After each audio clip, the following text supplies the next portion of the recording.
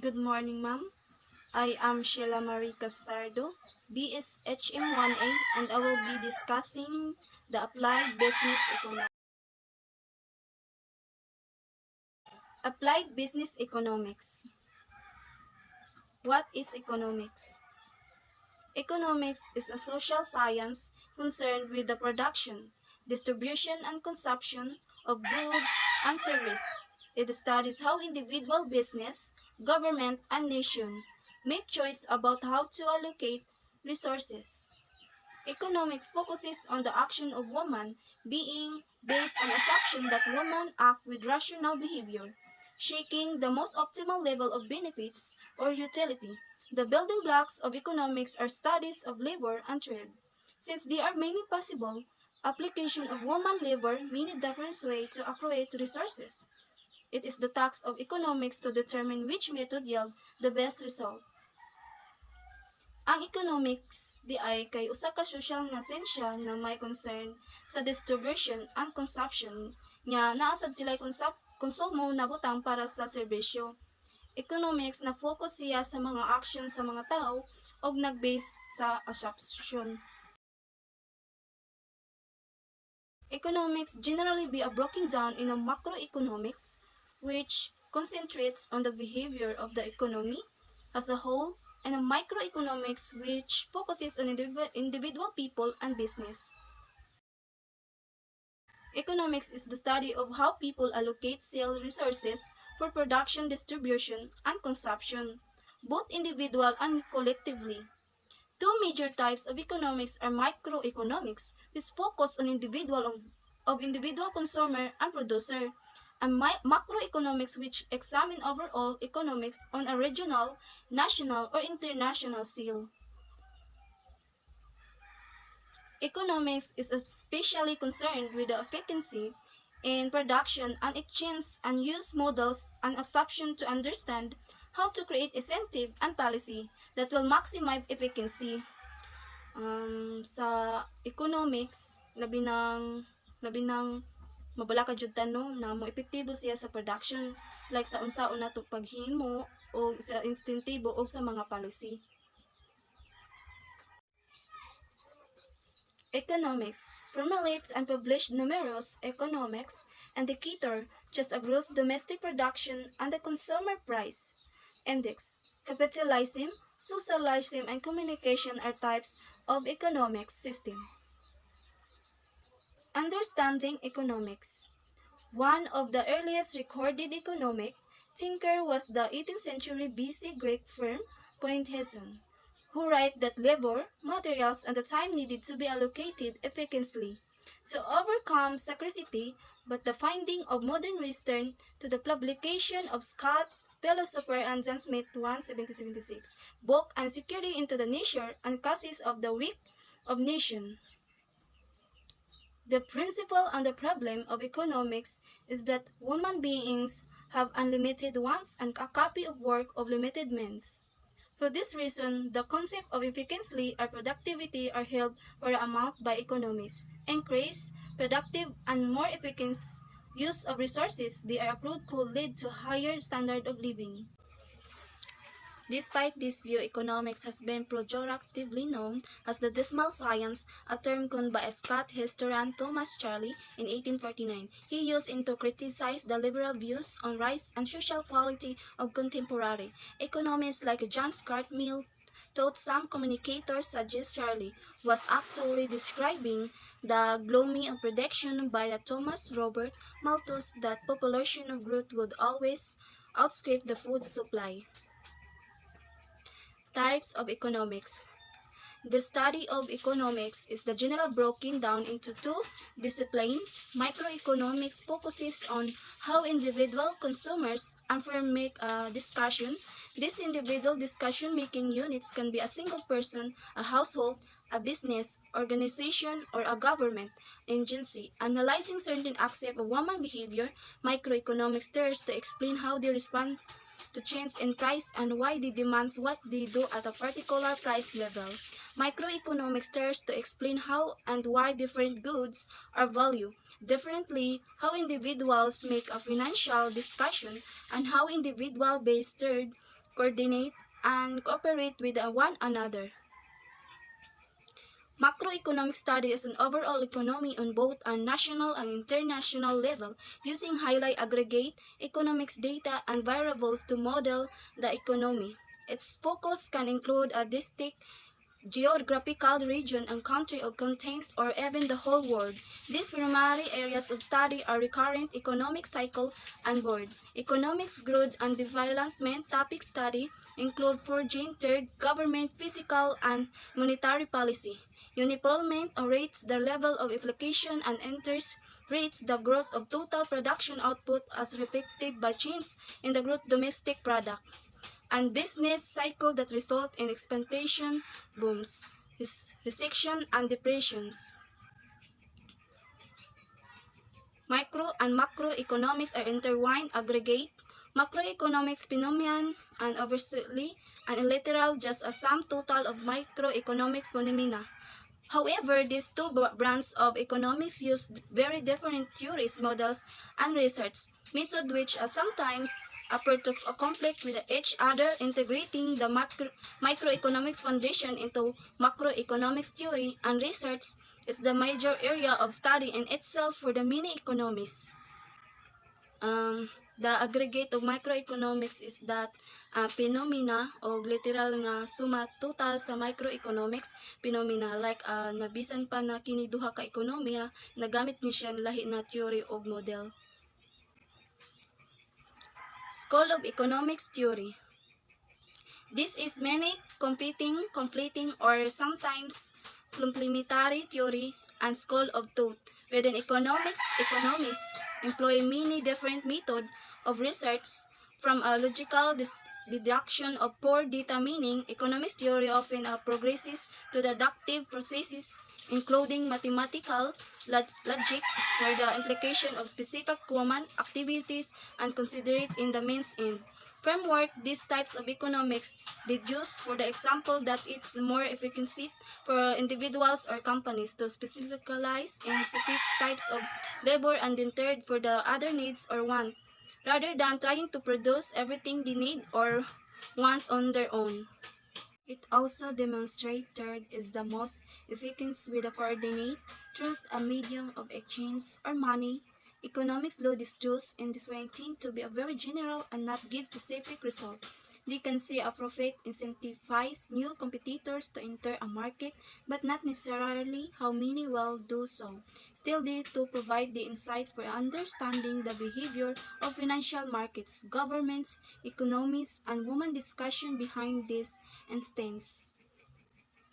Other branches of economic truth emphasize empiricism rather than formal logics, specifically logical positive methods which attempt to use the procedural observation and plausible tests associated with the natural sciences. Some economists even use direct experimental methods on their research with the subject asked to make a simulated economic discussion in a controlled environment.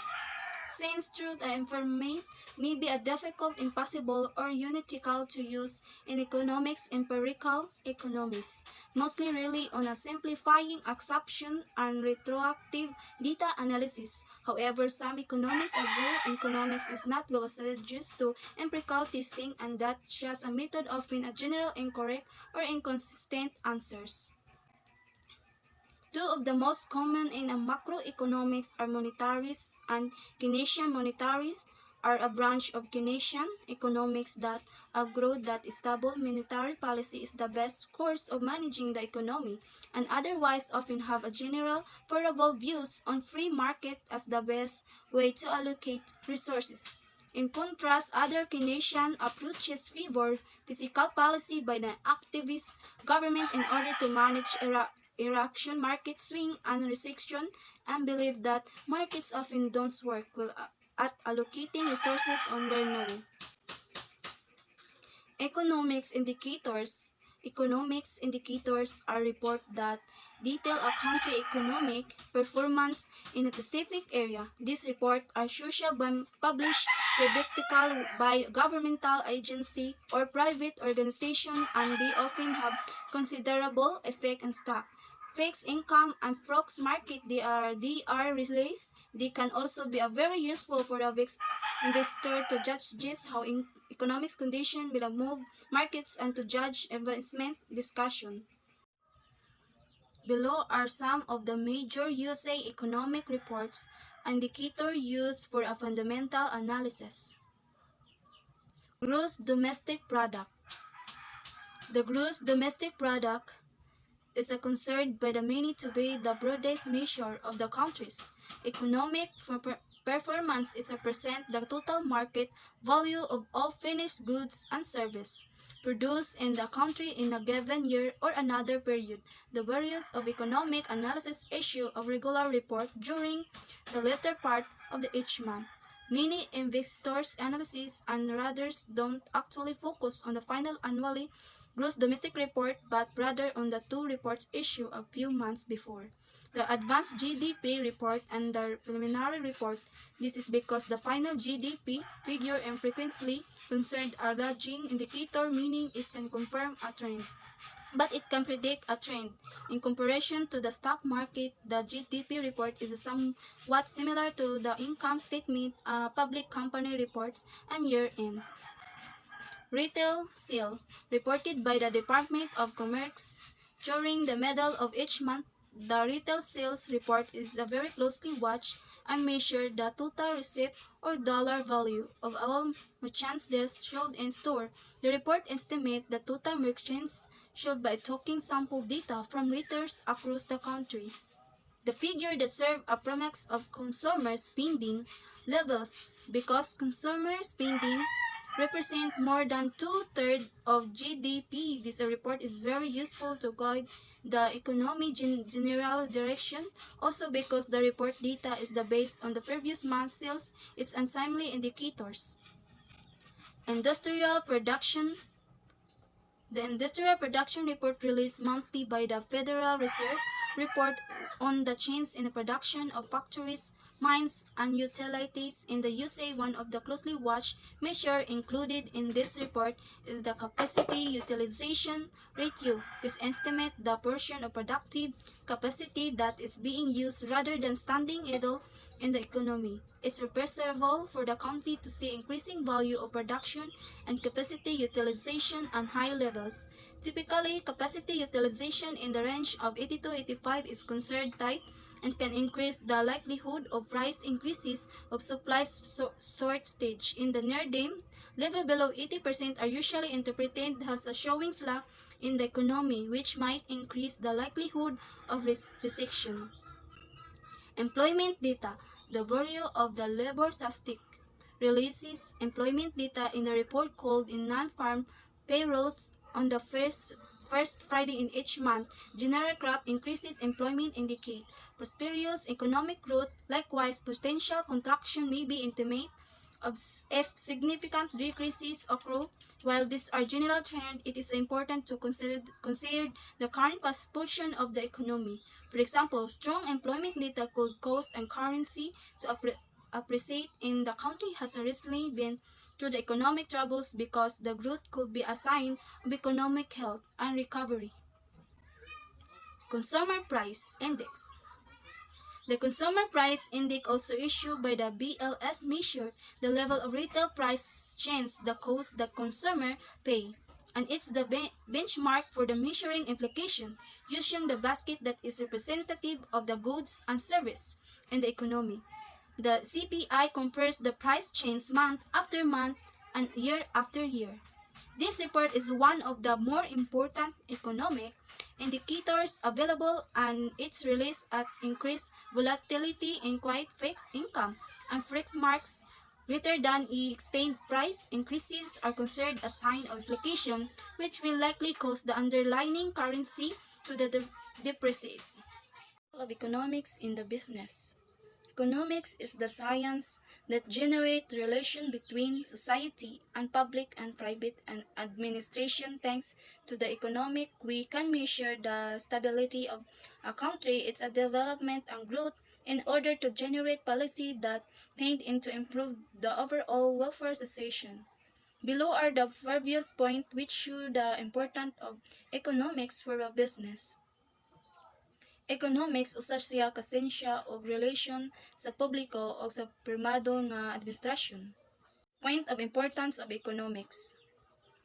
First, allow you to basic of woman needs, production, distribution, reuse, and better use of resources. Second is provide the basic for the exchange of goods and service between individuals, organizations, and even countries. Third, generate system, techniques, and public policy to improve social welfare. Fourth, help to set target price of goods and service. Fifth, adjust political, financial, and even social imbalance. 6. Provides knowledge and techniques that prevent crises and help them out. 7. It uses economic techniques to predict future economic conditions that could harm or benefit certain sensation in a certain place and how to maximize the benefits and provide missive. 8. As you can see, economics is a science that encompasses us completely. 9. To be expert this field, you can study a university degree economics. In this course, the student will learn how to economy moves and how to generate the best social condition. Every day we are provided with a thousand of news, television, newspaper, magazine, radio, or the internet. We are always surrounded by an exchange of economic data that dulls our heads. But that far from being much information is not only the tip of the embrace of what really happened in the world of economics. Apart from this hug amount of information, perhaps the worst of all is the use of the typical jargon of economics, which makes their understanding it is not focused with the terms like short positioning, risk premium, warrant, etc. And only those with advantage degree in economics will be able to understand it, and even so, they even see that they understand nothing.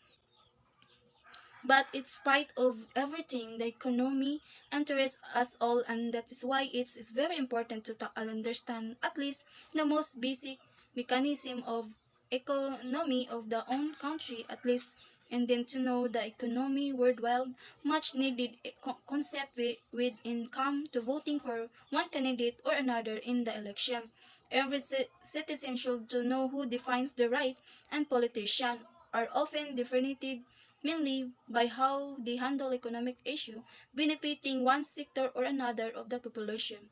Knowing how to identify what sensation you are in the which policy will benefit you is up to you.